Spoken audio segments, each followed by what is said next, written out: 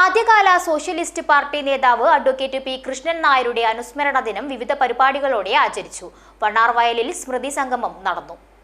ജില്ലയിലെ ആദ്യകാല socialist party നേതാവും വിദ്യാഭ്യാസ പ്രവർത്തകനുമായ അഡ്വക്കേറ്റ് പി കൃഷ്ണൻ നായരുടെ 61ാമത് അനുസ്മരണ ദിനം ആചരിച്ചു. വണ്ണാർവയൽ അഡ്വക്കേറ്റ് പി കൃഷ്ണൻ നായർ സ്മാരക ഗ്രന്ഥാലയത്തിന്റെ നേതൃത്വത്തിൽ സ്മൃതി സംഗമം സംഘടിപ്പിച്ചു. തിങ്കളാഴ്ച രാവിലെ സ്മൃതി മണ്ഡപത്തിൽ നാട്ടുകാരും കുടുംബാംഗങ്ങളും പുഷ്പാർച്ചന നടത്തി. തുടർന്ന് സ്മൃതി സംഗമം സംഘടിപ്പിച്ചു.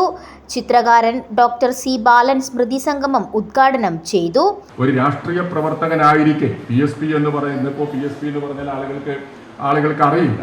അങ്ങനെ എന്താ പറയുക, പ്രസ്ഥാനം തകർന്നു പോകും.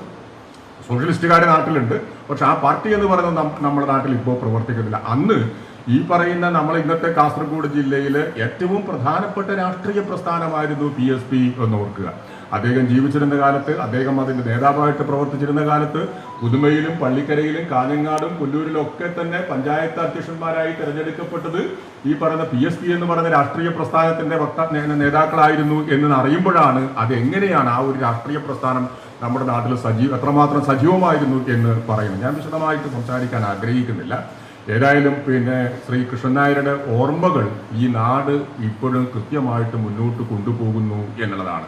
അത് കേവലം അദ്ദേഹം PSP കാരനായതുകൊണ്ടോ അല്ലെങ്കിൽ അതല്ല, മറിച്ച് ഈ നാടിൻ്റെ ഗതിയെ നിർണയിച്ച ഏറ്റവും പ്രധാനപ്പെട്ട, ഈ നാട്ടിലെ ജനങ്ങൾക്ക് എന്നും ഓർക്കാവുന്ന കുറേ കാര്യങ്ങൾ ചെയ്തു വെച്ചു എന്നുള്ളത് കൊണ്ടാണ് ആളുകളിലേക്ക് അക്ഷരത്തിന്റെ ദീപ്തി എത്തിക്കുന്നതിന് വേണ്ടിയിട്ട് വിദ്യാലയം ആരംഭിക്കുക. ചടങ്ങിൽ ഗ്രന്ഥാലയ കമ്മിറ്റി പ്രസിഡന്റ് P പത്മനാഭൻ അധ്യക്ഷനായി.